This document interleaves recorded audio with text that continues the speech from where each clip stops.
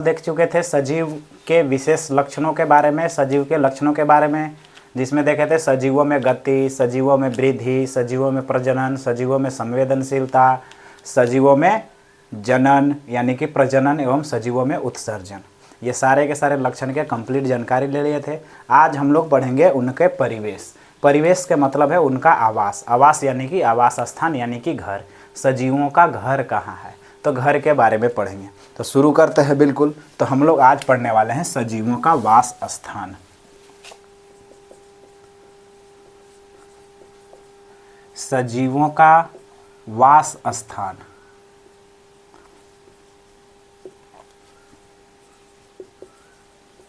सजीवों का वास स्थान को हैबिटाट कहते हैं, यानी कि लिविंग ऑर्गेनिज्म हैबिटाट। सजीवों का वास स्थान। अब इस वास स्थान के मतलब क्या होता है? आवास स्थान या आवास भी इसको कह सकते हैं। तो आप वास स्थान कहिए चाहे आवास कहिए। तो आपको पता है प्राकृतिक वातावरण आपके चारों तरफ जितना भी सारा दिखाई दे रहा है सब के सब प्राकृतिक है। और प्रकृति में सब के सब क्या है? प्राकृतिक वातावरण। तो जहाँ भी प्राकृतिक वातावरण है वास स्थान किसे कहते हैं? तो प्राकृतिक वातावरण का वह स्थान या प्राकृतिक वातावरण कहेंगे, यानी प्राकृतिक का जो वातावरण है, प्राकृतिक वातावरण कहिए या इसी को हम लोग परिवेश भी कह सकते हैं, सराउंडिंग एरिया। तो आपका प्राकृतिक वातावरण या परिवेश, और इस परिवेश का यानी प्राकृतिक वातावरण और परिवेश है, इस परिवेश का वह स्थान यानी पूरा आप बाहर निकलिए, आपके चारों तरफ जितना सारा सब चीज़ दिखाई दे रहा है सब के सब प्राकृतिक वातावरण है, या फिर क्या कह सकते हैं? परिवेश। नहीं कहते इसका परिवेश अच्छा नहीं, इसका पालन पोषण बढ़िया परिवेश में नहीं हुआ है, तो वो परिवेश नहीं है, वो घर में परिवेश होता है, अलग परिवेश। ये पूरा का पूरा एरिया, पूरा का पूरा पृथ्वी एक प्राकृतिक वातावरण है, और पूरा का पूरा पृथ्वी ये क्या है? परिवेश है। तो परिवेश का वह स्थान जहाँ हम लोगों को क्या मिले? तो परिवेश का वह स्थान, इस परिवेश का क्या चीज़? वह स्थान। वह स्थान या वह जगह, वो जगह जहाँ क्या क्या उपलब्ध होना चाहिए? सबसे पहला तो भोजन उपलब्ध होना चाहिए भाई। खाना पीना मिलेगा तभी तो हम लोग काम कर सकते हैं। तो सबसे पहला क्या है? भोजन है। पर्याप्त मात्रा में भोजन चाहिए। भोजन चाहिए पर्याप्त मात्रा में। तो पर्याप्त मात्रा में प्राकृतिक वातावरण या परिवेश का वह स्थान जहाँ पर्याप्त मात्रा में भोजन। दूसरा मिल रहा है सुरक्षा। दूसरा मिल रहा है सुरक्षा, अन्य जीव जंतु से सुरक्षा, ताकि आपको कोई हानि ना हो। आपका घर क्या है? सुरक्षा दे रहा है आपको, और खाना भी दे रहा है, पोषण यानी कि भोजन पर्याप्त मात्रा में मिलो, सुरक्षा मिलो। और तीसरा प्रजनन की अनुकूल दशाएं। प्रजनन की अनुकूल दशाएं यानी कि वैसा जगह, प्राकृतिक वातावरण या परिवेश का वह स्थान जहां पर्याप्त मात्रा में भोजन, सुरक्षा एवं प्रजनन की अनुकूल दशाएं मिलती हैं, वह स्थान किसी भी सजीव का आवास या वास स्थान कहलाता है। तो आपका समझे भाई कि प्राकृतिक वातावरण का कहेगा सजीवों के वास स्थान। सजीवों के वास स्थान क्या है भाई? तो प्राकृतिक वातावरण या परिवेश का वह स्थान जहाँ से, जिस स्थान से किसी भी सजीव को पर्याप्त मात्रा में भोजन, सुरक्षा एवं प्रजनन की अनुकूल दशाएं उपलब्ध होती है, उस स्थान को सजीव का क्या कहते हैं? वह स्थान सजीव का क्या कहला जाएगा? वह स्थान कहला जाएगा सजीव का आवास। आवास कहिए या वास स्थान कह सकते हैं आप। तो वास स्थान या आवास कहिए। तो आप समझ गए वास स्थान या आवास क्या क्या मिल रहा है यहाँ पर? भोजन मिल रहा है, सुरक्षा मिल रहा है, प्रजनन की अनुकूल दशाएं मिल रही है। तीनों के तीनों जिस स्थान से मिलेंगे, जिस भी स्थान से मिलेंगे वह स्थान उस सजीव का आवास या आवास स्थान कहलाएगा। और इस आवास में कोई एक सजीव नहीं रहता है, कई सजीव मिलजुल कर रहते हैं संयुक्त रूप से। तो आपको याद रखना है कई सजीव संयुक्त रूप से रहते हैं, यानी कि मिलजुल कर रहते हैं। कई सजीव संयुक्त रूप से रहते हैं। एक आवास में कई सजीव संयुक्त रूप से रहते हैं। जैसे आप अपने घर में रह रहे हैं तो आप अकेला थोड़ी रह रहे हैं, आप रह रहे हैं, आपके माता जी रह रहे हैं, आपके पिताजी रह रहे हैं, आपके दादाजी रह रहे हैं, आपके चाचा जी रह रहे हैं, आपके मम्मी जी रह रहे हैं, आपके चाची जी रह रहे हैं, सब मिलजुल कर रह रहे हैं। और लोग भी रह रहे हैं, मकड़ी भी आपके घर में रह रहा है, छिपकली भी आपके घर में रह रहा है, बिल्ली भी आपके घर में रहता है। तो ये सारे के सारे क्या हैं भाई, कई सजीव संयुक्त रूप से रहते हैं। और इसकी क्या विशेषता है भाई, ये जो आवास है किसका भाग है, परिवेश का भाग है। तो आपको एक और पॉइंट लिख लेना है, आवास किसका भाग है, परिवेश का। तो आवास परिवेश का भाग है, आवास परिवेश का एक छोटा सा भाग है, एक भाग है। तो आवास परिवेश का भाग है और आवास में कई जीव संयुक्त रूप से रहते हैं। और यहाँ तक केवल सजीव ही नहीं, निर्जीव भी रहते हैं। तो आवास स्थान में, इस आवास स्थल या आवास स्थान में जितने भी सारे सजीव रहते हैं, इस आवास स्थान के सभी सजीव, आवास स्थान के सभी सजीव, आवास स्थान है और इस वास स्थान के जितने, आवास स्थान मतलब वह स्थान जहाँ पर्याप्त भोजन, सुरक्षा एवं प्रजनन के अनुकूल दशाएं मिल रही है, वह स्थान क्या कहलाएगा, सजीव का आवास या आवास स्थान। और इस स्थान पर जितने भी सारे सजीव मिल रहे हैं, सभी सजीव, कौन कौन सजीव हो सकते हैं, जंतु हो सकते हैं। कौन कौन हो सकते हैं, जंतु हो सकते हैं, पौधा हो सकते हैं, एवं वह सूक्ष्म जीव भी होते हैं। सूक्ष्म जीव यानी छोटे छोटे जीव, इतने माइक्रो ऑर्गेनिज्म जिसको बोलते हैं सूक्ष्म जीव को। आपको जानकर ताजा होगा, दूध जानते हैं, दूध से दही बनता है। तो दूध को दही में बदलने के लिए सूक्ष्म जीव होता है, उस सूक्ष्म जीव का नाम है लैक्टोबैसिलस। तो लैक्टोबैसिलस क्या करता है, दूध को दही में परिवर्तित कर देता है, हमारे लिए फ़ायदेमंद है, हमको फ़ायदा पहुंचाता है, हमको फ़ायदा पहुंचाता है लैक्टोबैसिलस। तो आपको याद रखना है लैक्टोबैसिलस। और जितने भी सारे सजीव रह रहे हैं, चाहे तो वो जंतु हो सकते हैं, चाहे पौधे हो सकते हैं या सूक्ष्म जीव, सभी सजीव को हम लोग कहते हैं जैव घटक। सारे के सारे सजीवों को क्या कह देंगे, जैव घटक। सभी सजीव यानी कि एक आवास या आवास स्थान में जितने भी सारे सजीव रह रहे हैं, सारे के सारे कहलाएंगे जैव घटक, बायोटिक कंपोनेंट्स। बायोटिक कंपोनेंट्स बोलते हैं।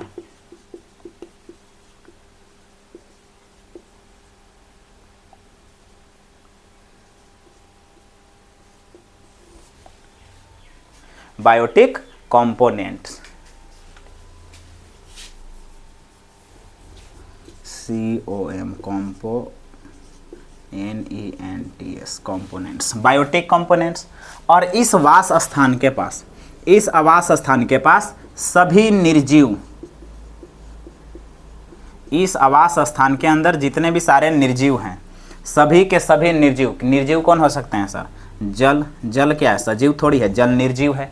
जल के अंदर गति तो होती है, वृद्धि नहीं होती, इसके अंदर जनन नहीं हो सकता है, क्योंकि आपको पढ़ा है सजीवों के लक्षण।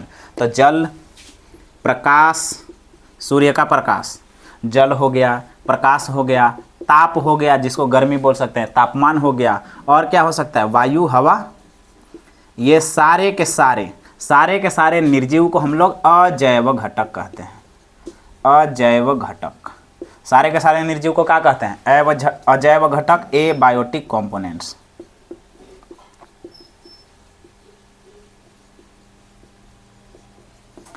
ए बायोटिक कंपोनेंट्स, अजैव घटक। तो आपको प्राकृतिक आवास, प्राकृतिक वातावरण, परिवेश का वह स्थान जहां पर्याप्त मात्रा में भोजन, सुरक्षा, प्रजनन की अनुकूल दशाएं उपलब्ध हो, मुहैया हो, वह स्थान सजीवों का वास या वास स्थान कहते हैं। एक सजीव, कई सजीव संयुक्त रूप से रहते हैं। इस आवास या आवास स्थान में कई सजीव संयुक्त रूप से रहते हैं। आवास परिवेश का भाग है। और जिस आवास में, किसी भी आवास के सभी सजीव को हम लोग जैव घटक कह सकते हैं। यानी कि इस प्राकृतिक वातावरण में जितने भी सारे सजीव हैं, सब के सब क्या कहला जाएंगे, जैव घटक। और इस प्राकृतिक वातावरण में जितने भी निर्जीव हैं क्या कहलाए जाएंगे, अजैव घटक। निर्जीव है जल, प्रकाश, तापमान, वायु। लकड़ी, पत्थर, ये सारे, लकड़ी जो सूखा लकड़ी, पत्थर, ईंटा, बालू, ये सारे के सारे हैं निर्जीव, तो उनको अजैव घटक कहते हैं। और ये दोनों के दोनों समपूरक हैं, मतलब एक दूसरे के पूरक हैं, एक दूसरे के पूरक हैं भाई, एक दूसरे के पूरक हैं। कहने का मतलब है कि अगर निर्जीव अजैव घटक नहीं होगा तो जैव घटक नहीं होगा, जैव घटक नहीं होगा तो अजैव घटक नहीं होगा, दोनों आपस में एक दूसरे के पूरक हैं। यानी कि जैसे जल नहीं होगा तो हम लोग कहाँ से रह पाएंगे, हम लोग रह ही नहीं पाएंगे विदाउट जल का, बिना हवा के हम लोग नहीं रह पाएंगे। तो ये दोनों आपस में एक दूसरे के पूरक हैं। तो ये आप वास स्थान समझ गए। किसी भी सजीव के, बस याद रखना, किसी भी प्राकृतिक वातावरण या परिवेश का वह स्थान जहाँ किसी सजीव को पर्याप्त मात्रा में भोजन, सुरक्षा एवं प्रजनन के अनुकूल दशाएं मुहैया हो, वास या वास स्थान कहलाते हैं। अब हम लोग आगे बढ़ते हैं इस आवास स्थान के प्रकार कि कितने प्रकार के आवास स्थान होते हैं। प्रकार मुख्य रूप से इसके कितने प्रकार होते हैं? 3 प्रकार। कितने प्रकार होते हैं भाई? 3 प्रकार देखने वाले हैं। सबसे जो पहला प्रकार है, सबसे पहला प्रकार है स्थलीय वास स्थान। सबसे पहला है स्थलीय वास स्थान, यानी वे सारे के सारे जंतु जो स्थल पर रह रहे हैं, सारे के सारे पौधे जो स्थल पर रह रहे हैं, सारे के सारे सजीव जो स्थल पर रह रहे हैं, स्थलीय आवास स्थान। और दूसरा नंबर में है जलीय आवास स्थान।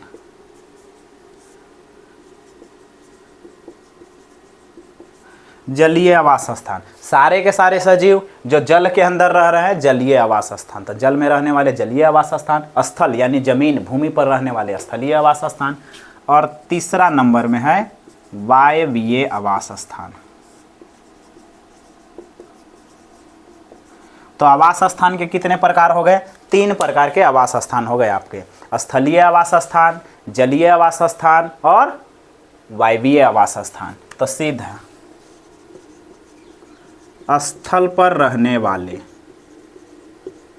स्थल पर रहने वाले का आवास स्थान स्थलीय, जल के अंदर रहने वाले आवास स्थान, जल के अंदर रहने वाले, जल में रहने वाले, सीधे लिख देते हैं,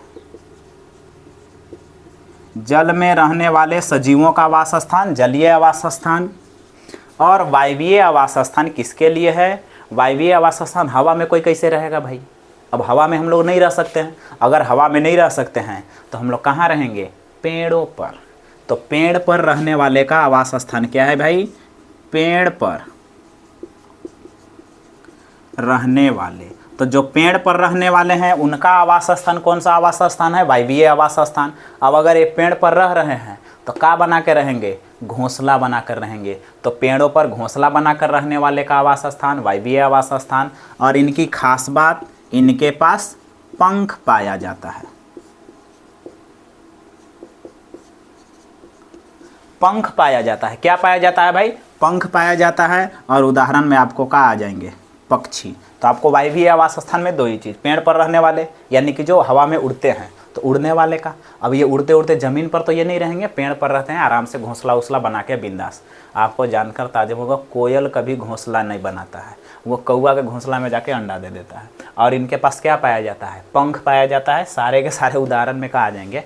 पक्षी। सारे के सारे पक्षी कौन आवास स्थान? वायवीय आवास स्थान। अब बात करते हैं इस स्थलीय आवास स्थान, क्योंकि स्थल में रहने वाले हैं। तो स्थल कौन कौन सा है? तो सबसे पहला है या तो वन में रहेंगे, वन या वन क्षेत्र, वन या वन क्षेत्र के अंदर रहने वाले का। अब वन या वन क्षेत्र के अंदर कौन रहेंगे? अलग अलग प्रकार के रहेंगे पौधे, अलग अलग प्रकार के रहेंगे सजीव यानी कि जंतु। तो अलग अलग प्रकार के पौधे रहेंगे। खास करके वन या वन क्षेत्र में कौन रहते हैं? घास मिलेंगे आपको, झाड़ियाँ मिलेगी, घास झाड़ियाँ, और पेड़ मिलेंगे, बड़े बड़े पेड़ मिलेंगे, और कई जंतु इसमें, कई जंतु। तो इसका आपको एग्जाम्पल याद रखना है कि वन या वन क्षेत्र, ये वन या वन क्षेत्र कौन सा आवास स्थान में है? स्थलीय आवास स्थान में। या फिर कहाँ रहेंगे? घास के मैदान में, घास के मैदान। तो अगर घास के मैदान में रह रहे हैं तो ये भी घास के मैदान किसका प्रकार है? स्थलीय आवास स्थान का। तो घास के मैदान में तो घास मिलबे करेगा भाई, घास मिलेगा ही मिलेगा, झाड़ियाँ भी मिलेगी, मिलेगी कि नहीं। और यहाँ घास का मैदान होता है, वहाँ शाकीय पौधा मिलते हैं। शाकीय पौधा, जो पौधा साग की तरह, छोटे छोटे पौधे, हरे कोमल तने वाले पौधे को शाकीय पौधा कह सकते हैं। शाकीय पौधा मिलेंगे। और यहाँ जंतु भी मिलेंगे, यहाँ पर तो जंतु भी मिलेंगे, कई जंतु मिलेंगे, अलग अलग प्रकार से जंतु मिलेंगे। तो घास, शाकीय पौधा और कई जंतु मिलते हैं घास के मैदान में। सी नंबर में है यहाँ पर रेगिस्तान। कहाँ है? रेगिस्तान। अब बताइए रेगिस्तान, रेगिस्तान के बारे में आप जानते हैं? रेगिस्तान या मरुस्थल, तो आप रेगिस्तान कहिए या फिर मरुस्थल कहिए। तो रेगिस्तान में रहने वाले जंतु का आवास स्थान कौन सा आवास स्थान है? स्थलीय पर, क्योंकि स्थल पर ही वन या वन क्षेत्र है, व स्थल पर ही घास के मैदान है, स्थल पर ही रेगिस्तान या मरुस्थल है। मरुस्थल, मरु के मतलब मरा हुआ, स्थल यानी कि जमीन, मरा हुआ जमीन, और रेगिस्तान के मतलब जहाँ पर बहुत सारा रेत हो। तो दोनों एक ही चीज़ है, जहाँ पर बहुत ज़्यादा रेत होगा वहाँ भूमि मर जाएगा, तो मरा हुआ भूमि रहता है मरुस्थल के अंदर। यहाँ पर मरुस्थल के अंदर आपको याद रखना है, यहाँ पर तो मिलते हैं जंतु और यहाँ पर मिलते हैं पादप यानी कि पौधे। जंतु में कौन कौन मिलते हैं भाई? मरुस्थल में यानी कि यहाँ पर तो पानी है ही नहीं, पानी ना के बराबर है यहाँ पर मरुस्थलों में। तो मरुस्थल में पानी अगर ना के बराबर है तो यहाँ कौन रहेंगे? तो यहाँ पर आपको मिलेंगे ऊँट। मरुस्थल का जहाज, रेगिस्तान का जहाज बोलते हैं ऊँट को, तो ऊँट को रेगिस्तान का जहाज बोलते हैं, ये आपको यहाँ पर मिलेगा। ऊँट के बाद चूहा भी यहाँ पर मिलेगा, चूहा के बाद केकड़ा भी मिलेगा आपको। चूहा, केकड़ा, चूहा मिलेगा, केकड़ा मिलेगा, ऊँट मिलेंगे, और क्या मिलेंगे? और कुछ बताइए एनीबॉडी? सर्प, मकड़ी। सर्प यहाँ पर मिलते हैं, सांप भी मिलेंगे, मकड़ी भी मिलते हैं। और पादप में आपको याद रखना है बबूल, बबूल मिलेगा, कैक्टस मिलता है और खजूर।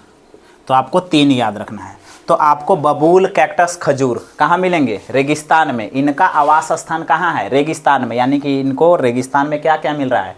रेगिस्तान में इनको सुरक्षा मिल रहा है, और क्या मिल रहा है? पर्याप्त भोजन मिल रहा है, और प्रजनन करने की अनुकूल दशाएं मिल रही है। तभी तो इनका आवास स्थान कहाँ है? रेगिस्तान या मरुस्थलीय आवास स्थान। और रेगिस्तान या मरुस्थलीय आवास स्थान किसका भाग है? स्थलीय आवास स्थान का।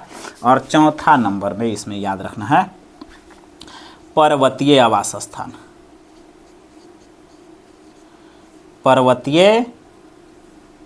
पर्वतीय क्षेत्र, पर्वतीय क्षेत्र भी किसका भाग है? स्थलीय आवास स्थान का। तो पर्वतीय क्षेत्र में आपको या पर्वतों में क्या होता है? बहुत ज़्यादा हिमपात होता है, बहुत ज़्यादा बर्फबारी होता है। तो बहुत ज़्यादा बर्फबारी होता है, तो यहाँ पर याद रखना है अधिक हिमपात। पर्वतीय क्षेत्र में क्या होता है? हिमपात, हिमपात अधिक होता है, बहुत ज़्यादा हिमपात होता है। अब बहुत ज़्यादा बर्फ़ गिरेगा तो यहाँ पर सघन वन मिलते हैं। सघन वन मतलब घना वन, बहुत ज़्यादा घना वन, सघन वन मिलेंगे। और अनेक प्रकार के, विभिन्न प्रकार के जंतु मिलेंगे, और अनेक प्रकार की क्या मिलेंगे? पौधे मिलते हैं। तो पौधे एवं जंतु के अनेक प्रजाति। सघन वन मिलते हैं, अनेक प्रकार के मतलब विभिन्न प्रकार के पौधे की जातियाँ, अनेक प्रकार के पौधे एवं जंतु, पौधे व जंतु। तो अनेक प्रकार के पौधे व जंतु मिलेंगे।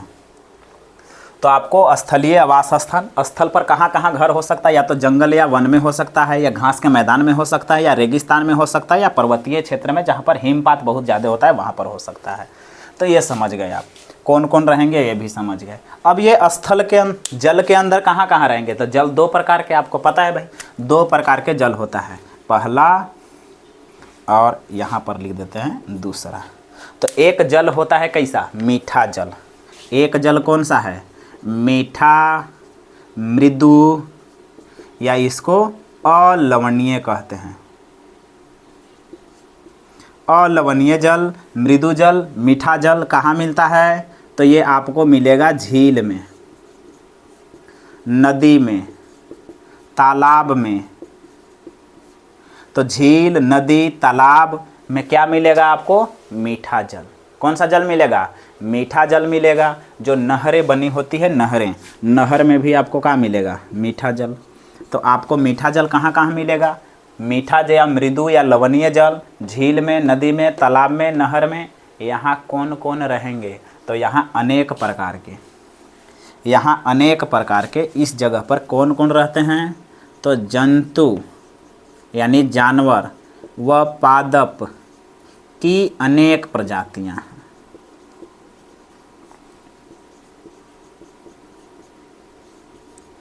अनेक प्रकार के जाति यहाँ पर मिलेंगे। जैसे अब मछली कहाँ मिलेगी, मीठा जल में मछली भी मिल सकती है, कछुआ भी मीठा जल में मिलता है, और फूल जो पौधा होते हैं, आप अपने पोखरा में जाके देखिए, अपने अगल बगल में जो तालाब हैं, नदी हैं, उनके अंदर जाके देखिए, अनेक प्रकार के पादप मिलेंगे, अनेक प्रकार के वनस्पति मिलती है, अनेक प्रकार के जंतु मिलते हैं।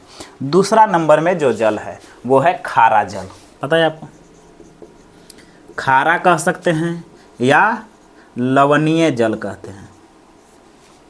और ये लवणीय जल कहाँ मिलता है, समुद्र में। लवणीय जल कहाँ मिलता है, समुद्र में। और समुद्र में भी अनेक प्रकार के पादप होते हैं, लेकिन आपको इसमें जीव जंतु जो होते हैं, समुद्र के अंदर पाए जाने वाले जो जानवर हैं, जो जंतु हैं, उनका नाम याद रख सकते। तो आपको जल है तो जल के अंदर तो आपको पता ही है भाई कि मछली तो मिलेगा ही मिलेगा, मछली के साथ साथ केकड़ा मिलेगा, केकड़ा के साथ साथ क्या मिलेगा, डॉल्फिन। डॉल्फिन मछली की तरह ही होता है, डॉल्फिन भी मिलेगा। और ऑक्टोपस, ऑक्टोपस, ऑक्टोपस मिलेगा, ये समुद्र के नीचे रहता है ऑक्टोपस। और हवेल, ब्लू हवेल, दुनिया का सबसे बड़ा जंतु हवेल।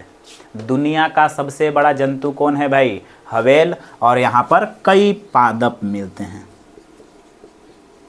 क्या मिलते हैं भाई, कई पादप मिलते हैं। तो ये कंप्लीट हो गया। अब कितने आवास स्थान, 3 प्रकार के आवास स्थान है भाई। तो आवास स्थान के प्रकार देखते हैं। आवास स्थान क्या था, आवास स्थान के मतलब वह जगह, प्राकृतिक वातावरण का वह जगह जहां किसी भी सजीव को प्रजनन करने की अनुकूल दशाएं, सुरक्षा एवं भरपूर मात्रा में भोजन मिल रहा हो, उस जगह को किसी भी सजीव के आवास या आवास स्थान कहते हैं।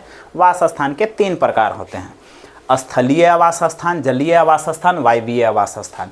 स्थलीय आवास स्थान, स्थल पर रहने वाले जंतु के लिए स्थलीय आवास स्थान। कहाँ कहाँ रह सकते हैं, वन या वन क्षेत्र में रह सकते हैं। अनेक प्रकार के जंतु रहते हैं, बहुत सारी झाड़ियाँ, पेड़ पौधे मिलते हैं। घास के मैदान में भी बहुत सारा शाकीय पौधा, झाड़ी, जीव जंतु बहुत सारे मिलेंगे आपको। रेगिस्तान या मरुस्थल में आपको याद रखें, रेगिस्तान में जो जंतु मिलने वाले हैं, क्योंकि यहाँ पर पानी बहुत ज़्यादा कम है, दिन बहुत ज़्यादा गर्म रहता है, रात बहुत ज़्यादा ठंडा रहता है। इसके वजह से यहाँ जंतु जो मिलते हैं, ऊँट मिलता है, रेगिस्तान का जहाज, चूहा, केकड़ा, सर्प, मछली सारे के सारे मिलेंगे।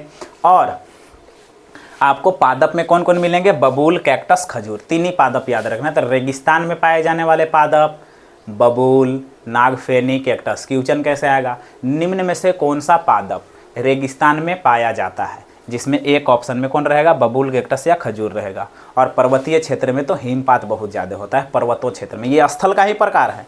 और पर्वत क्षेत्र में बहुत ज़्यादा हिमपात होता है, तो हिमपात से यहाँ पर क्या मिलते हैं, सघन वन मिलते हैं, बहुत ज़्यादा घना घना वन मिलेंगे। और अनेक प्रकार के पौधे एवं जंतु यहाँ पर मिलते हैं। तो ये हमारा आवास स्थान के प्रकार हो गया। अब हम लोग समझेंगे कि इस आवास स्थान के अंदर, सर हमको हवा में, पेड़ पर रहना है, सर जल के अंदर रहना है, तब हम लोग तो नहीं रह पाएंगे। हम लोग कहाँ रहते हैं, स्थल के ऊपर। तो इन स्थलों के ऊपर रहने के लिए, जल के अंदर रहने के लिए या हवा में रहने के लिए इनके पास क्या क्या विशेष संरचना है, क्या ऐसी संरचना है, क्या इनके पास चीज़ है, कौन सा ऐसा चीज़ है जो जल के अंदर रह रही है। मछली जल की रानी है, जीवन उसका पानी है। सुने ना, हाथ लगाओ डर जाएगी, बाहर निकालो मर जाएगी। तो बाहर निकलने के बाद वो क्यों मर जा रही है, कारण क्या है, क्या विशेषता है मछलियों के पास जो वो जल के अंदर रह रहे हैं। तो अगला हम लोग देखने वाले हैं इन सजीवों के अंदर अनुकूलन, यानी घास में रहने वाले के पास क्या अनुकूलन है, क्या होना चाहिए, और जल के अंदर रहने वाले के पास क्या अनुकूलन होना चाहिए, हवा में रहने वाले के पास क्या विशेषता होना चाहिए, जिससे कि वह अपने आवास स्थान में सर्वाइव कर सके, जिंदा रह सके। इसके लिए हम लोग आगे बढ़ते हैं अब लोग किसके बारे में, अनुकूलन के बारे में। भाई सजीवों में अनुकूलन, एडेप्टेशन। अनुकूलन के मतलब क्या होता है, देखिए आपको आवास में रहना है, आपको कहीं भी रहना है, तो रहने के लिए आपको क्या चाहिए, आपका शरीर उस प्रकार से हैबिचुअल होना चाहिए, उस प्रकार से तैयार होना चाहिए कि आपको वहाँ रहना है। जैसे पानी के अंदर आपको रहना है तो आपको जानते हैं सांस रोकना पड़ जाएगा, बिन सांस नहीं ले सकते हैं पानी के अंदर।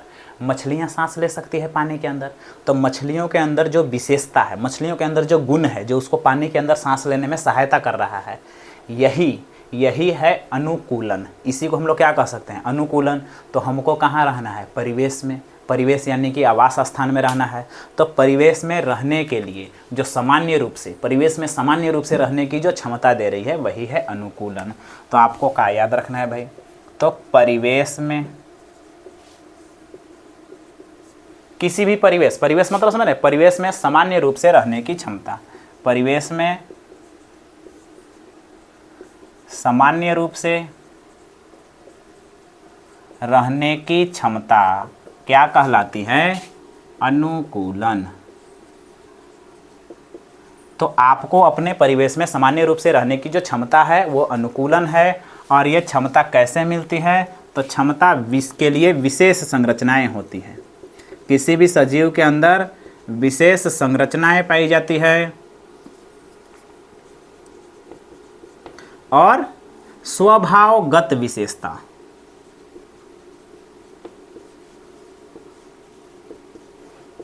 आपके अंदर विशेष संरचना है और स्वभावगत विशेषता, आपका स्वभाव है, स्वभावगत विशेषताएं और क्या भाई, विशेष संरचनाएं आपके पास है आपके परिवेश में रहने के लिए, यही आपका अनुकूलन है। जैसे मछली कहाँ पर? जल के अंदर सांस ले सकती है, उसका ये अनुकूलन है।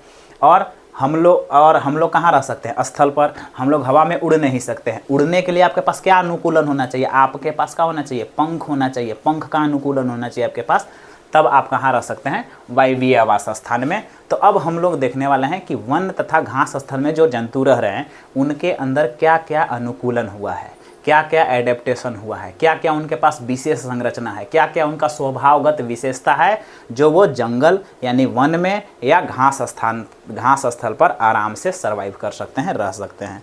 तो हम लोग के पास अनुकूलन समझ गए। अब अनुकूलन किसके लिए? वन तथा यानी जंगल में और घास स्थल, वन तथा घास स्थल का अनुकूलन, वन तथा घास स्थल का अनुकूलन देखने वाले हैं। और वन तथा घास स्थल का अनुकूलन देखेंगे किसमें देखेंगे? सबसे पहला शेर में, लायन में, कि लायन के अंदर क्या क्या अनुकूलन है, शेर के अंदर क्या क्या अनुकूलन है कि वो जंगल में या घास स्थल पर रह सकता है। और दूसरा में देखेंगे हिरन के अंदर कि हिरन के अंदर क्या क्या अनुकूलन है, हिरन के अंदर क्या क्या अनुकूलन है जिससे वो वन या घास स्थल पर रह सकता है। तो बताइए आप, शेर कैसा जानवर है? तो आप सबसे पहले कहिएगा सर शेर तो मांसाहारी है। हम लोग पहला अध्याय में पढ़ चुके हैं, शेर है मांसाहारी और हिरन है शाकाहारी। यानी कि हिरन जो है से घास खाएगा और शेर हिरने को खा जाएगा। तो हिरन को खा गया मतलब मांसाहारी, हिरन घास खाया मतलब शाकाहारी। अब इस शेर के पास क्या क्या है? तो शेर को जंगल में रहना है। सर शेर को शिकार करना है, तो शिकार करने के लिए इसके पास कैसा होना चाहिए? तो इसका जो रंग है, इसका रंग वो हल्का भूरा कलर है। क्यों भाई? क्योंकि आपको हल्का भूरा रंग है भाई। याद करिए जो पेड़ पौधे होते हैं, पेड़ पौधों का जो तना होता है वो भी हल्का भूरा होता है। तो इसका भी हल्का भूरा रंग है। आराम से छुप जाएगा जंगल में और छुप के देखत रहेगा आराम से कि आओ आओ भाई हिरन आओ। और जैसे ही हिरन आएगा झपट लेगा। तो इसको झपटने के लिए, हिरन को पकड़ने के लिए इसके पैर का होने चाहिए, मजबूत हो जाने चाहिए। पैर का जो मांसपेशियां हैं वो का होना चाहिए? काफ़ी ज़्यादा मजबूत होना चाहिए ताकि दौड़ सके स्पीड में। और इसका जबड़ा का भी मांसपेशी मजबूत होना चाहिए, दौड़ के खप से धर ले। तो इसके पास क्या अनुकूलन हो गया है? तो इसका पैर व जबड़े की मांसपेशी जो है,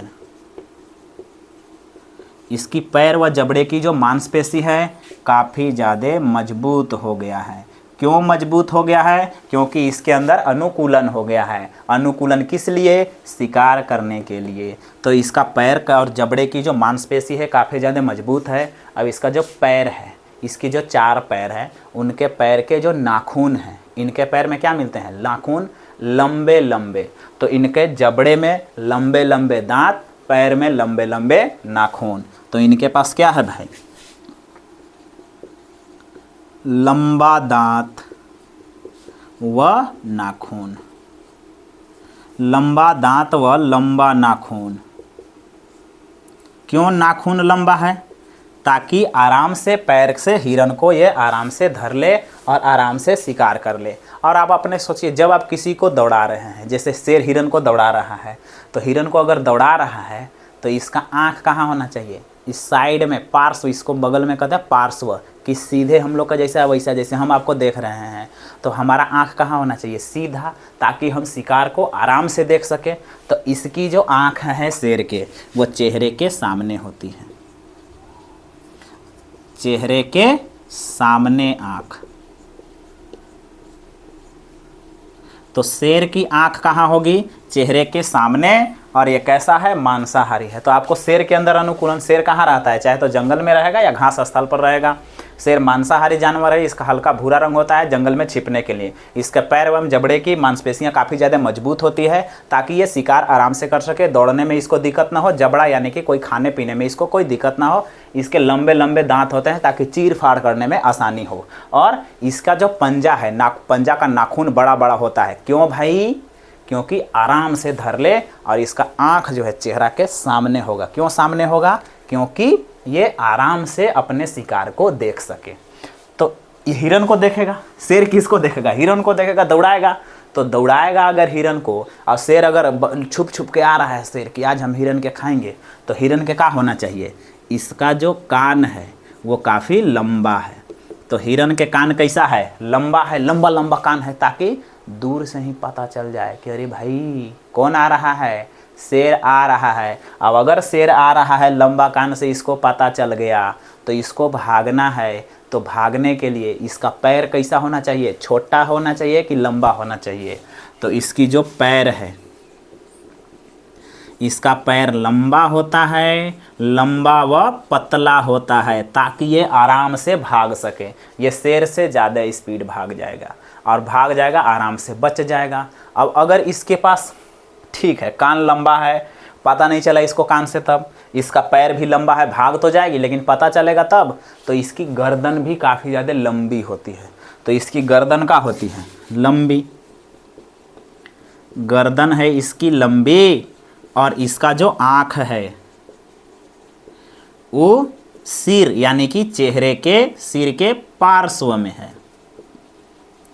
आँख इसका कहाँ है, सिर के पार्श्व में, यानी कि मेरा सिर है, ये लंबा गर्दन है, इसका इस तरफ आँख रहेगा, दोनों तरफ मुंह सामने रहेगा, आँख इधर रहेगा, ताकि ये अपनी लंबी गर्दन को आराम से चारों तरफ घुमाए और चारों एरिया में देख ले कि किधर से शेर आ रहा है। जैसे ही पता चला शेर आया, भागो भागो भाई।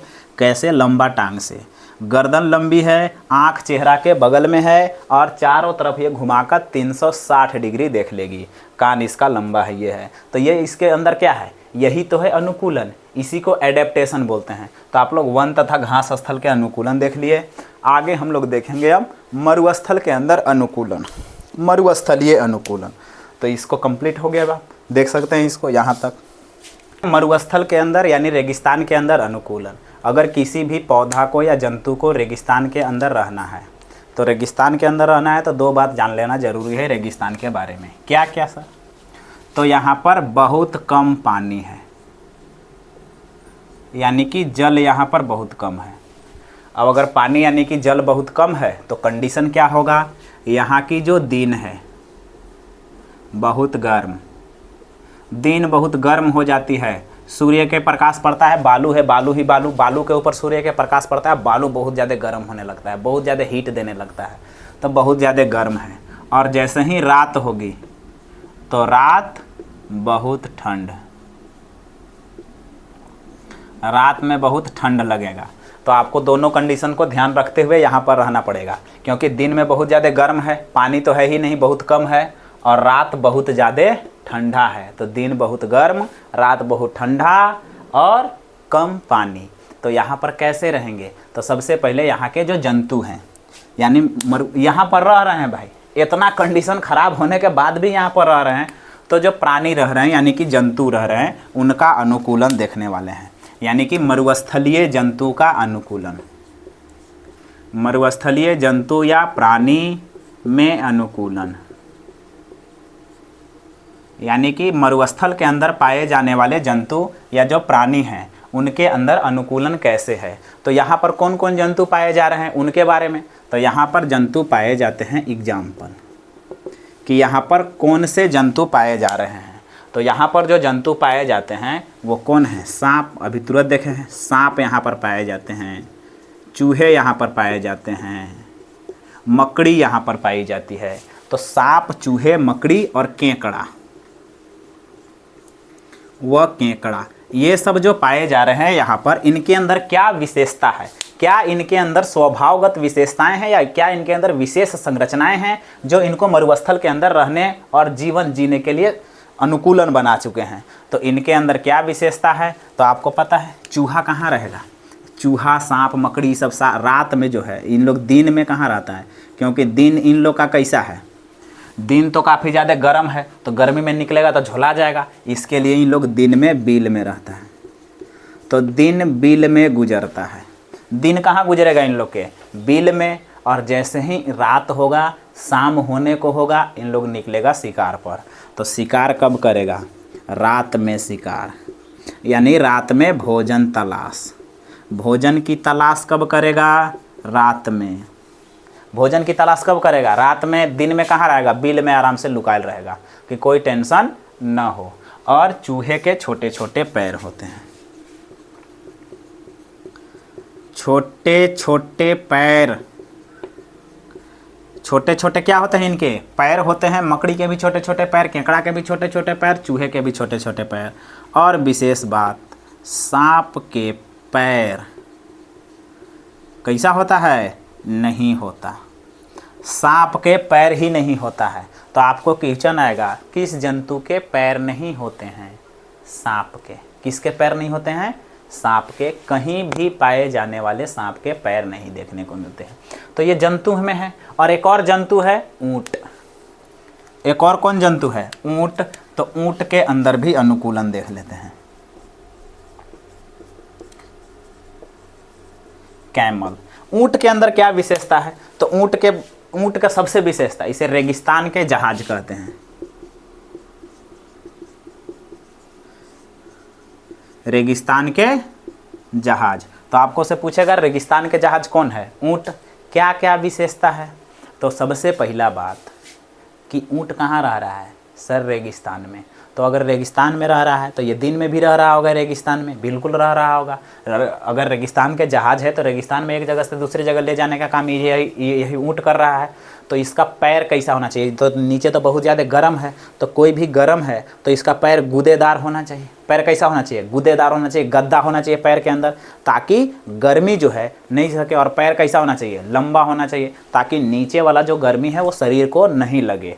तो इसके लिए इसके पास जो पैर हैं वो लंबे व गदेदार हैं।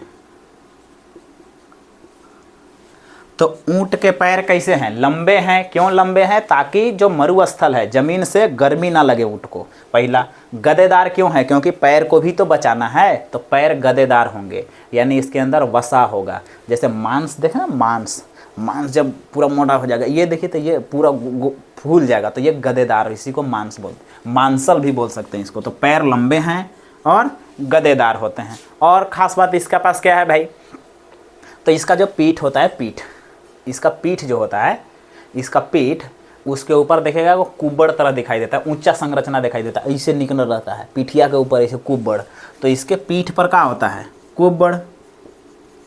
पीठ पर इसका होता है कुब्बड़, और इस कुब्बड़ के अंदर होता है वसा। कुब्बड़ के अंदर वसा संचित होता है। वसा संचित के यानी इसके अंदर वसा भरा हुआ है।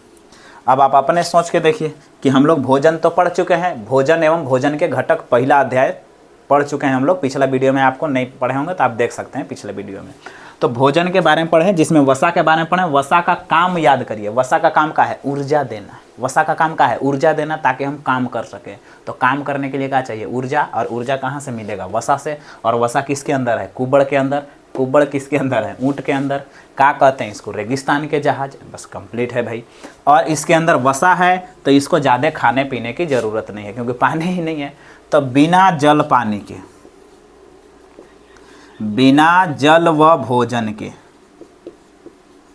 बिना जल व भोजन के ये 10 से 12 दिन, 10 से 12 दिन सामान्य रूप से रह सकता है। ये नॉर्मल, जैसे हम लोग जैसे कैसे खा पी के रहते हैं एकदम आराम, तो ये 10 से 12 दिन सामान्य रूप से रह सकता है। सामान्य रूप से, आराम से, बिंदास। क्यों? क्योंकि इसके अंदर वसा है। और 10 से 12 दिन बिना भोजन पानी के रह सकता है, आराम से चल सकता है। और ये कम मूत्र त्याग करता है, क्योंकि पानी है नहीं और पानी को कम निकालना है, बाहर कम निकालना है, मूत्र कम त्याग करता है, यानी कम पेशाब करता है। और जो इसका मल है वो सूखा मल त्याग करता है। कैसा मल त्याग करता है भाई? सूखा मल त्याग करेगा।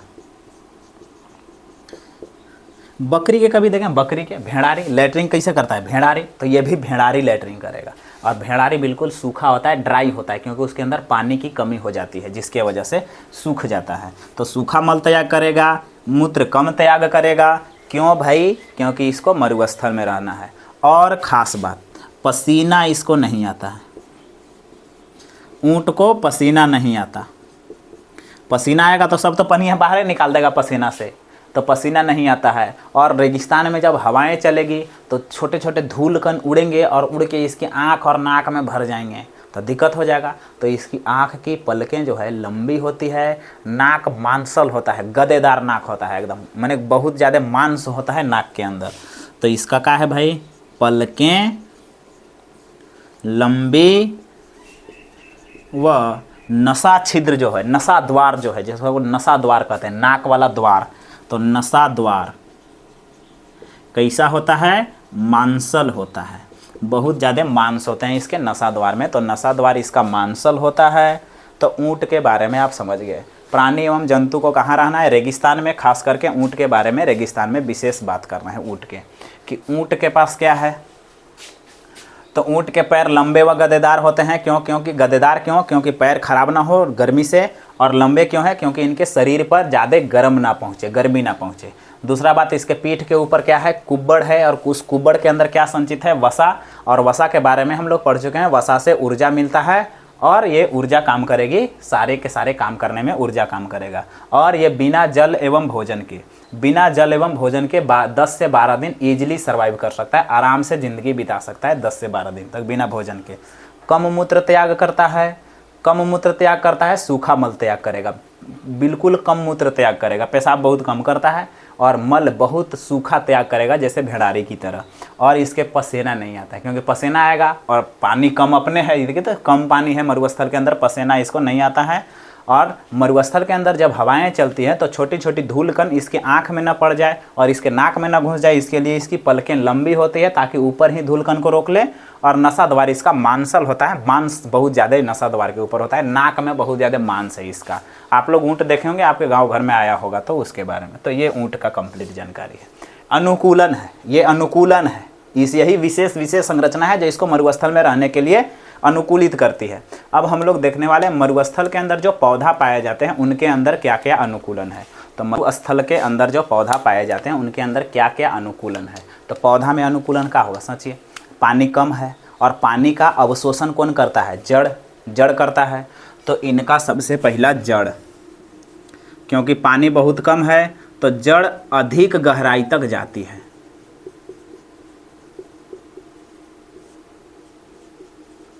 जड़ अधिक गहराई तक जाती है। कारण क्या है जड़ के अधिक गहराई तक जाने का? क्योंकि यहाँ पर पानी कम है, तो एकदम ज़मीन के अंदर से पानी निकालेंगे, तो जड़ गहराई तक जाना पड़ेगा, जड़ को गहरा तक जाना पड़ेगा, क्योंकि जड़ ही है जो जल एवं खनिज को अवशोषण करके ऊपर तना एवं पत्तियों तक पहुँचाता है। तो पहला है। और ऊपर में तो गर्मी भी बहुत है, दिन में बहुत गर्मी है और रात दिन पौधा तो एक जगह से दूसरी जगह गति नहीं कर सकते हैं। और अगर गति नहीं कर सकते तो एक जगह खड़ा रहना है, तो धूप ऊप लगेगा तो भयानक दिक्कत हो जाएगा। तो इनका जो तना है इनका तना क्या होता है? तना होता है मोटा। तना कैसा होगा? मोटा होगा, बिल्कुल मोटा। और इस तना के अंदर क्या रहेगा? सिंचित, जल सिंचित रहेगा। तो मोटा व मांसल भी होता है, मोटा व मांसल। और इसके अंदर जल का संचय होता है, यानी कि जल जमा होता है। तो मोटा है, मांसल के मतलब गूदेदार। जैसे आप एलोवेरा के जो पत्तियां होती है ऊपर, एलोवेरा जो आप लगाते हैं चेहरा में, एलोवेरा उसको छू के देखिएगा वो गूदेदार उसने इसका मांसल होता है तना। तो तना मोटा व मांसल, और इसके अंदर क्या भरा होता है? जल का संचय होता है। जल का क्या होता है? संचय होता है। और इसकी ऊपरी परत, जो तना की ऊपरी परत है, तना की ऊपरी परत है, ऊपरी परत के ऊपर, ऊपरी परत इसकी काफ़ी मोटी होती है, जो तना के, जिसका पपरा कहते हैं ना, पपरा। आपके स्किन में, आपका स्किन जब छोड़ता है तो वाइट कलर के अंदर दिखाई देता है, या कोई भी पौधा के देखेगा तो उसका पापरा बाहर वाला निकलता है, लेप्टस में आपको देखने को मिलेगा। तो ये परत जो है काफ़ी मोटी होती है और इस पर घने रोम पाए जाते हैं। मोटी प्लस इसके ऊपर क्या पाए जाते हैं, घने रोम पाए जाते हैं। रोम के मतलब बाल की तरह संरचना है, बाल की तरह आपको दिखाई देगा, बहुत घना घना।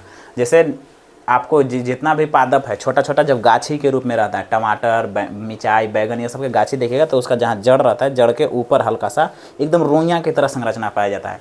बाँस में देखिएगा, बाँस में भी रोम की तरह संरचना पाई जाती है। तो इनके घने रोम पाए, हमारे बाल क्या है, रोम ही तो है, बाल हमारा क्या है, रोम ही है। तो इनके ऊपर घने रोम पाए जाएंगे। तना की ऊपरी परत मोटी होगी और इस पर घने रोम पाए जाते हैं। क्यों भाई? क्योंकि जब प्रकाश पड़े तो इसके अंदर जो पानी है वो भाप बन के बाहर ना निकले। तो ये ऐसा क्यों है? वाष्पन को कम करने के लिए। वाष्पन इससे क्या हो जाती है? कम हो जाती है। अब अपने सोचिए कि पानी के अंदर पानी को गर्म करेंगे तो क्या होगा? भाप बनेगा।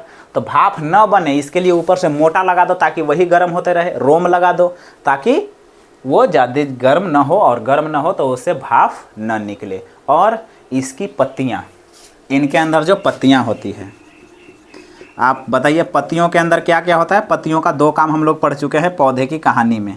पत्तियों के अंदर दो काम पढ़ चुके हैं पौधे की कहानी में। ये प्रकाश संश्लेषण करते हैं, वाष्पोत्सर्जन करते हैं। इनके अंदर स्टोमेटा पाया जाता है, जो छिद्र है, छोटे छोटे छिद्र हैं। तो इनकी पत्तियां सल्क पत्र के रूप में होती है। सल्क पत्र मतलब बहुत छोटी छोटी पत्तियां, या कांटे के रूप में हो जाती हैं। थॉर्न के रूप में, कांटे के रूप में, कांटे के रूप में हो जाएगी, या सल्क पत्र के रूप में, कांटे के रूप में हो गई, या सल्क पत्र के रूप में हो गई। सल्क पत्र बहुत छोटी छोटी पत्तियां हो जाएगी, और कांटे के मतलब, कांटा का मतलब समझिए रहे, कांट के रूप में हो जाएगी। क्यों सर?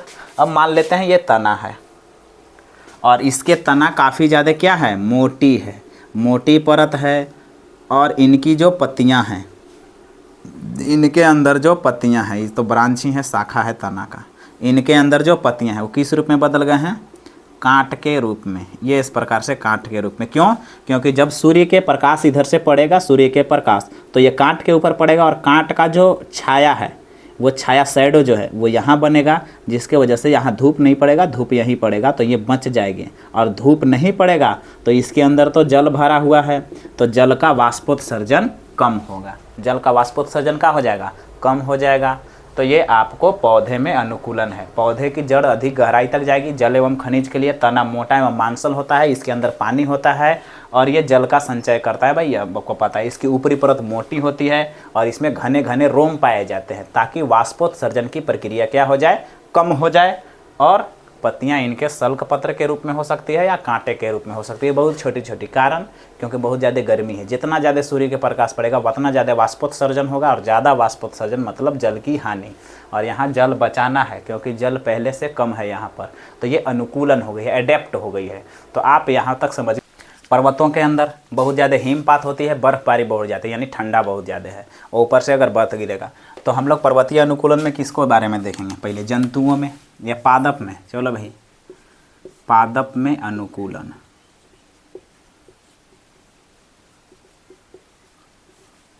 यानी कि पर्वत में पाए जाने वाले पेड़ पौधों के अंदर क्या अनुकूलन है। तो आप अपने पर्वत में बहुत ज़्यादा बर्फबारी होती है, और अगर बर्फबारी होती है, पेड़ एकदम ऐसे रहेगा, पतई बड़ा बड़ा, तो क्या होगा? बर्फ़ गिरेगा, पत्तियों के ऊपर पड़ेगा और पेड़ गिर जाएगा हड़ास मारी। तो कंडीशन क्या होना चाहिए इसके पास? अपने से सोच के देखिए, इसका आकार कैसा होना चाहिए? तो इसका जो आकार है वो कैसा होता है? शंक्वाकार, शंकु के आकार, शंक्वाकार। तो पर्वत में पाए जाने वाले का आकार कैसा होता है? शंक्वाकार।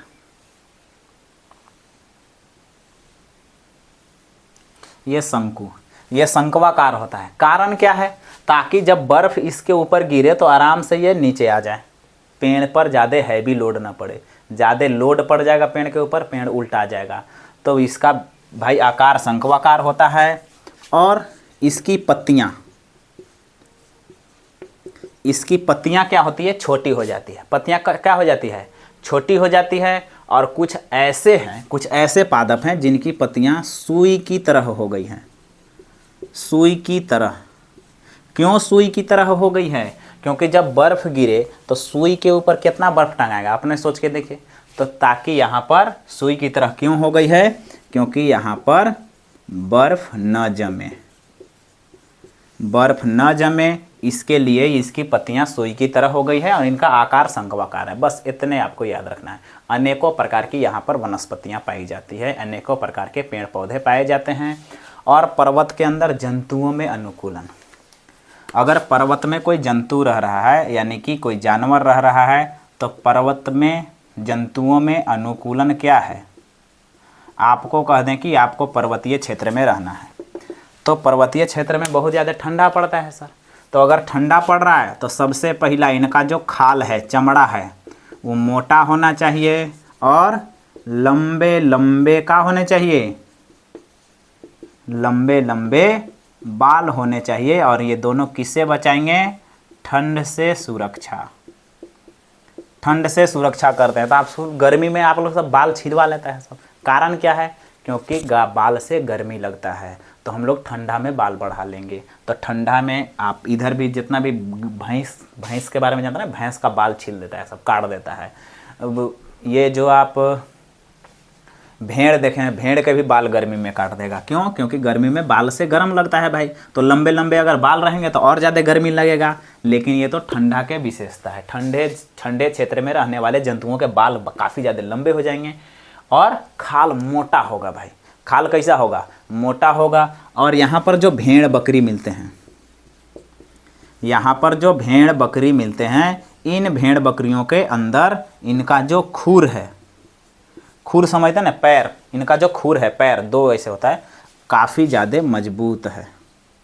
खुर इनका मजबूत है। क्यों मजबूत है खुर, तो खुर इनका इसलिए मजबूत है क्योंकि इनको पर्वतों पहाड़ पर ऊंचक ऊंचक के चढ़ना है अपने भोजन के लिए, भोजन के तलाश के लिए। तो खुर ज़्यादा मजबूत होगा ताकि आराम से पत्थरों को पर पकड़ बनाया जा सके, इसके लिए इनका खुर मजबूत है। और यहाँ पर जो जंतु पाए जाते हैं उनका नाम याद रखना है, पहाड़ी कुत्ता,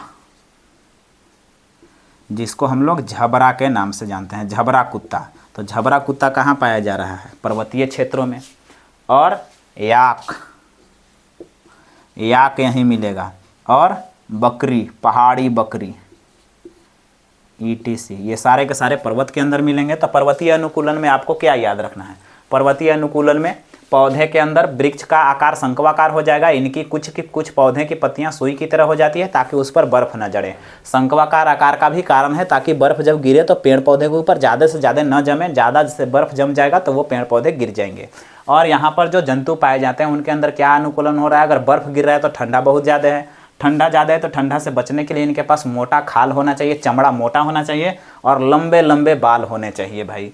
और भेड़ बकरी के पास विशेषता क्या है, इनका खुर मजबूत होता है। क्यों मजबूत होता है, क्योंकि इनको भोजन के लिए पत्थरों पहाड़ों पर चढ़ना पड़ता है, इसके लिए मजबूत होता है। यहाँ पर पहाड़ी कुत्ते, झबरे, जिसको हम लोग पहाड़ी कुत्ता को झबरा कुत्ता बोलते हैं, याक, और यहाँ पर पहाड़ी बकरियाँ पाई जाती है। तो ये हो गया आपका पर्वतीय अनुकूलन। तो हम लोग कंप्लीट देख लिए स्थलीय अनुकूलन, स्थल में पाए जाने वाले जानवर के सारे अनुकूलन। अब हम लोग आगे बढ़ते हैं, जल के अंदर पाए जाने वाले जानवर के अंदर क्या क्या अनुकूलन हो सकता है। अगला है जलीय अनुकूलन, कि जल के अंदर पाए जाने वाले जितने भी सारे जानवर हैं या पेड़ पौधे हैं उनके अंदर क्या क्या अनुकूलन हो सकता है। तो जलीय जंतुओं में अनुकूलन, सबसे पहले जंतुओं में अनुकूलन। कौन से जंतुओं, जलीय जंतुओं में अनुकूलन।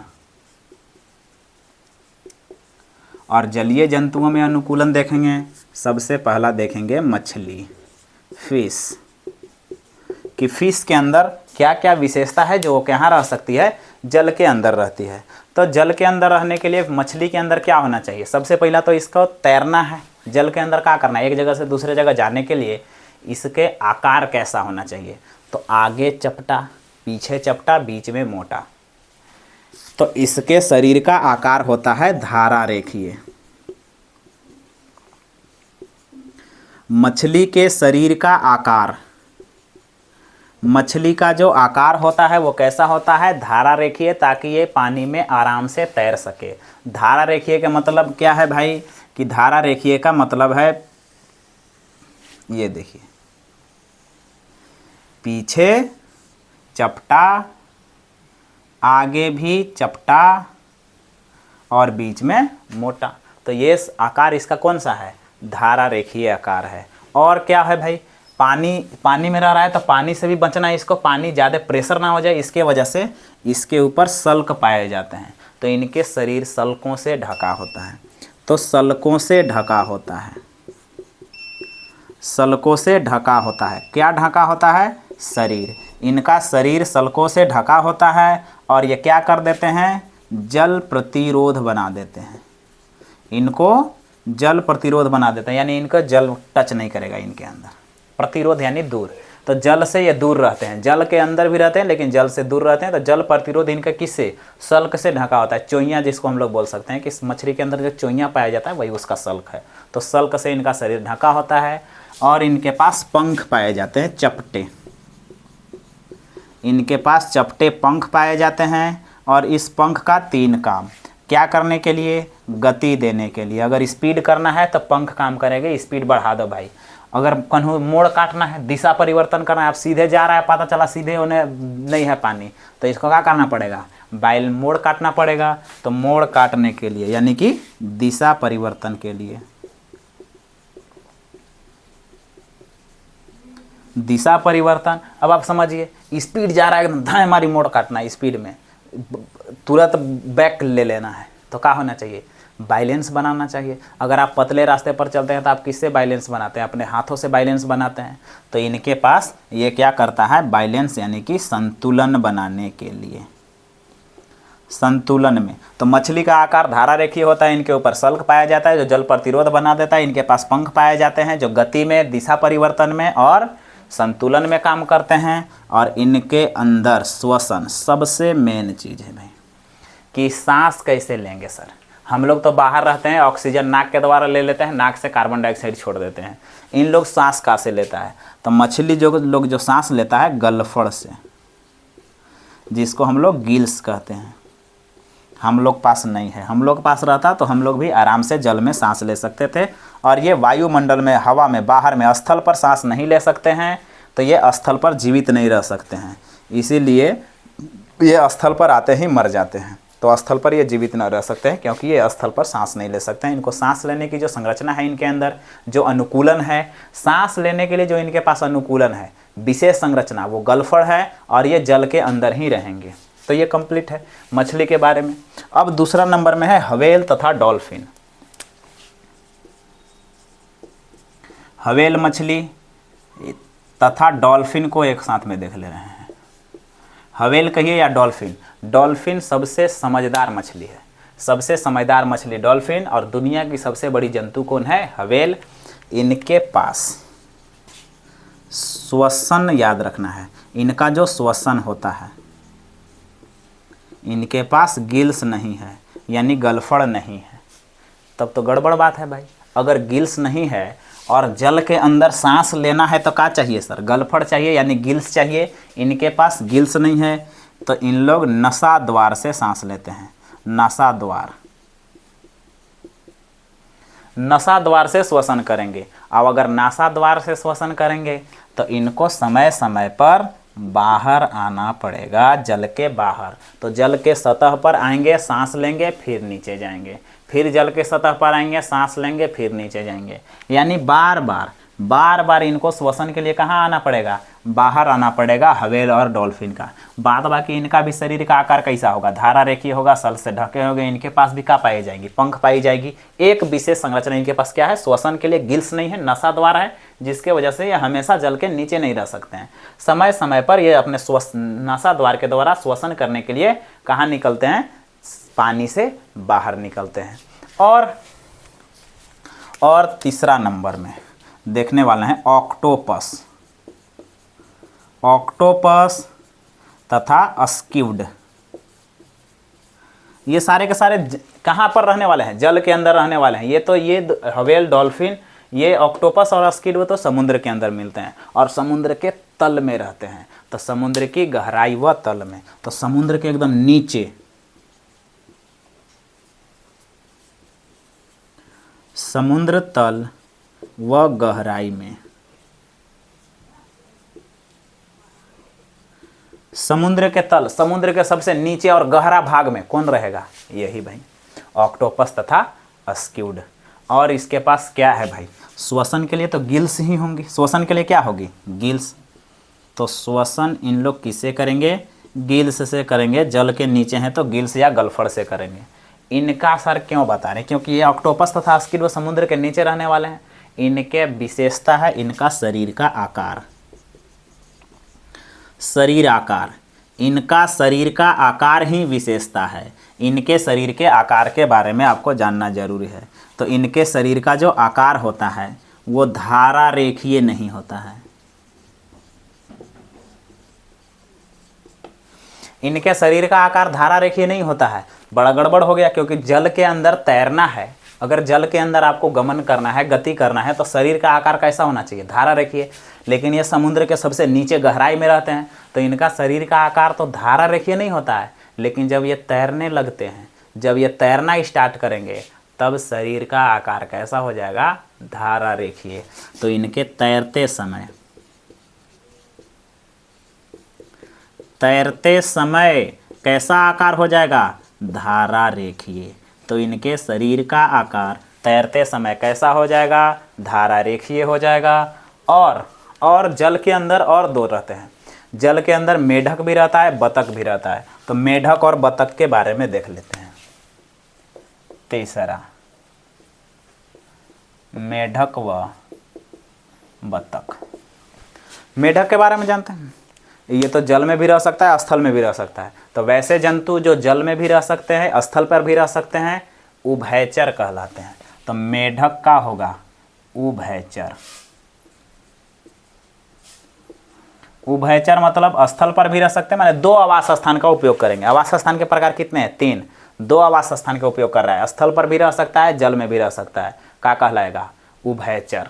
अब इनका पैर कौन सा? पिछला।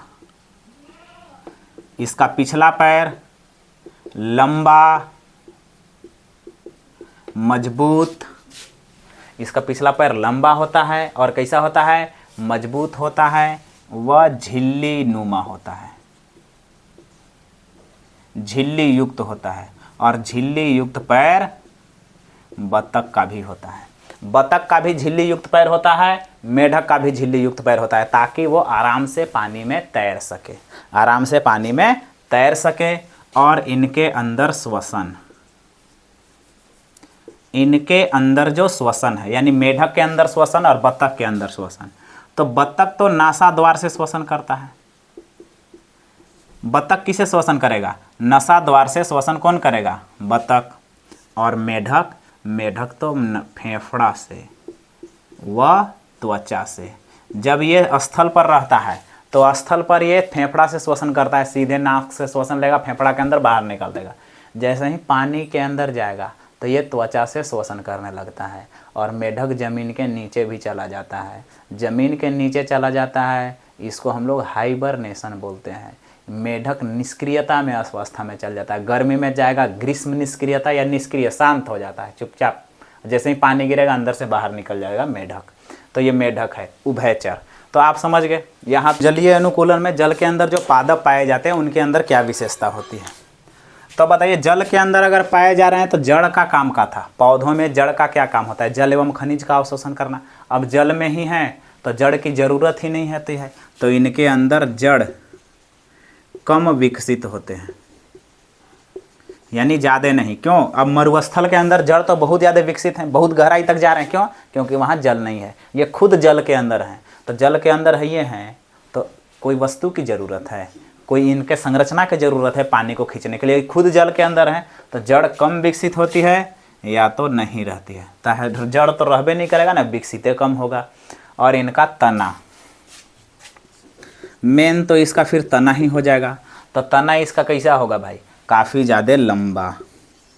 तना लंबा होगा, मुलायम होता है, मुलायम होगा, तना लंबा होगा, मुलायम होगा और खोखली भी होती है, खोखला तना मिलेगा, अंदर से खोखला रहेगा। अब अगर खोखला है तो ये स्पंजी भी रहेगा। स्पंज देखे ना, वो स्पंजी, तो खोखला व स्पंजी रहती है।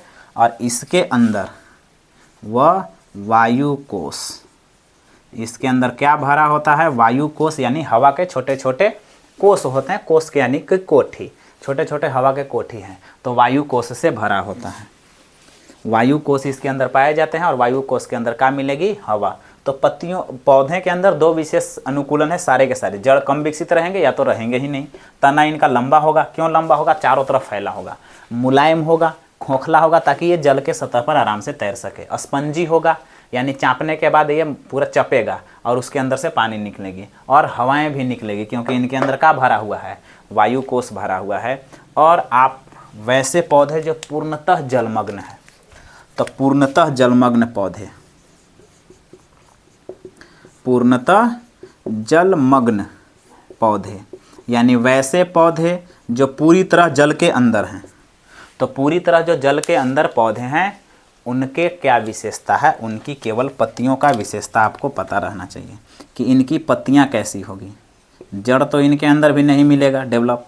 पत्तियां इनके कैसी होती है? रिबन जैसी, रिबन जैसी पत्तियां होती है, लंबी रिबन जैसी, लंबी लंबी पत्तियां होगी। और कैसी?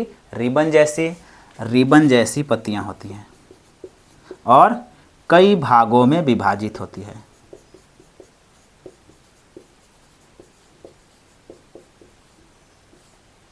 कई भागों में विभाजित होगी, रिबन के जैसी होगी।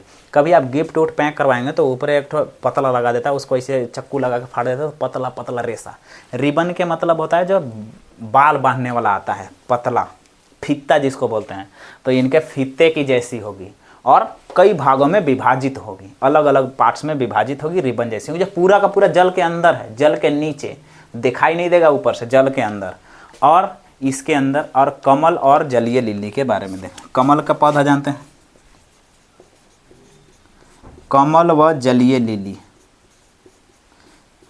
लिली भी होता है जलकुमुदिनी। कमल और जलीय लिली के पास क्या है विशेषता? इसके पास भी एक विशेषता, इनकी पत्तियों के ऊपर चिकनी परत होती है। तो इनका पत्तियों पर चिकनी परत, ताकि पानी जब गिरे तो पानी के अंदर रहकर भी पानी से दूर रहती है। तो इसके ऊपर पानी रुकेगा ही नहीं, पत्ती के ऊपर पानी डालेंगे, चिकना परत है, निभर जाएगा। जैसे पेक्ची के ऊपर देखे होंगे, पेक्ची के ऊपर पानी नहीं रहता है। तो इनकी पत्तियां कैसी है? चिकनी परत से है पत्तियां भाई। तो जलीय लिली और कमल। और एक और पौधा जलकुंभी के बारे में है भाई। एक और कौन पौधा है? जलकुंभी।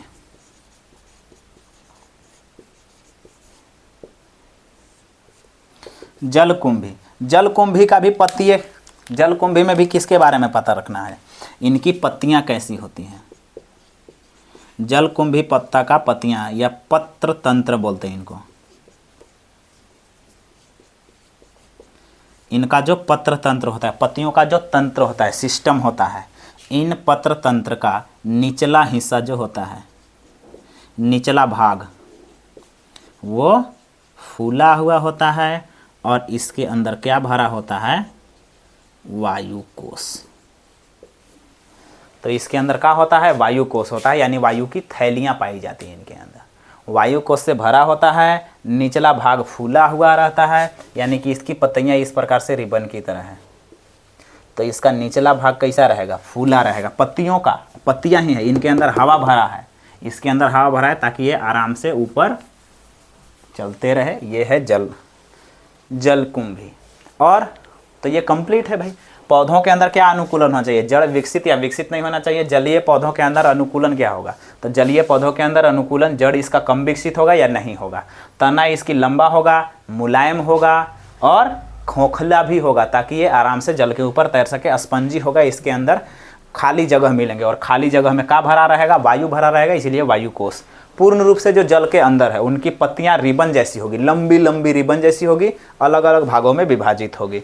और जो कमल है, कमल के पौधा या जो जलीय लिली है, उनकी पत्तियों के ऊपर चिकनी परत पाई जाती है, पत्तियों के ऊपर पानी नहीं रहेगा।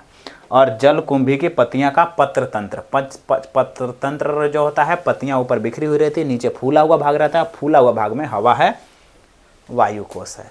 और लास्ट हम लोग का है अनुकूलन, वायवीय अनुकूलन।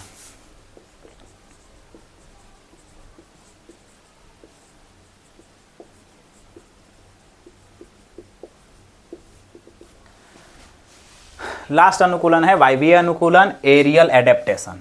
और इनमें कौन आएंगे? पक्षी, बर्ड्स। तो लास्ट अनुकूलन है हम लोग का पक्षी, बर्ड्स। पक्षी के सारे आते हैं। और इनकी विशेषता क्या है? इनकी विशेषता है इनके पास पंख है। तो सबसे पहले इसकी विशेषता पंख उपस्थित। और इनका जो पंख है, इनका जो अगला पैर है, जैसे हम लोग का अगला पैर हाथ के रूप में डेवलप हो गया, विकसित हो गया है, इन लोग का अगला पैर ही पंख के रूप में भी डेवलप हो गया, पंख उपस्थित है। और इनको उड़ना है, तो उड़ने के लिए जो पंख बार बार फड़फड़ाएंगे, तो यहाँ की जो मसल्स है, मांस है, वो काफ़ी ज़्यादा जकड़ी होनी चाहिए, हड्डियाँ काफ़ी मजबूत होनी चाहिए ताकि टूटे ना। तो इनके अंदर हड्डियाँ मजबूत, हड्डियाँ क्या होती है? मजबूत होती है, वह खोखली होती है। तो हड्डियाँ आपको मजबूत मिलेगी।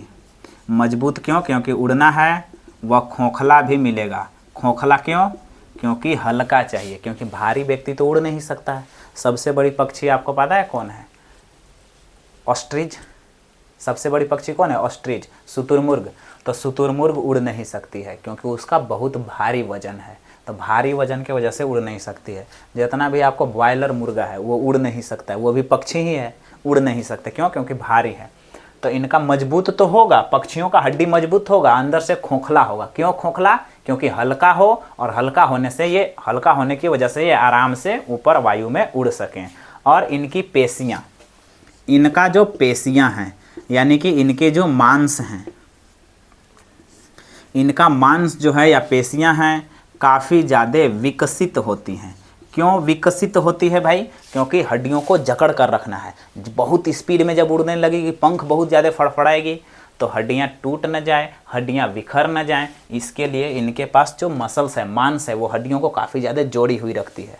और विकसित व मजबूत होती है भाई, ताकि कोई दिक्कत न हो, आराम से उड़ सके। और इसका जो पिछला पैर है, अगला पैर किस में है भाई? अगला पैर तो पंख में रूपांतरित हो गया है। और पिछला पैर इसका क्या काम करता है? चलने में, वह पेड़ की जो डाल है, डाल पकड़ने में, पेड़ की डाल को पकड़ने में और चलने में सहायता करेगा।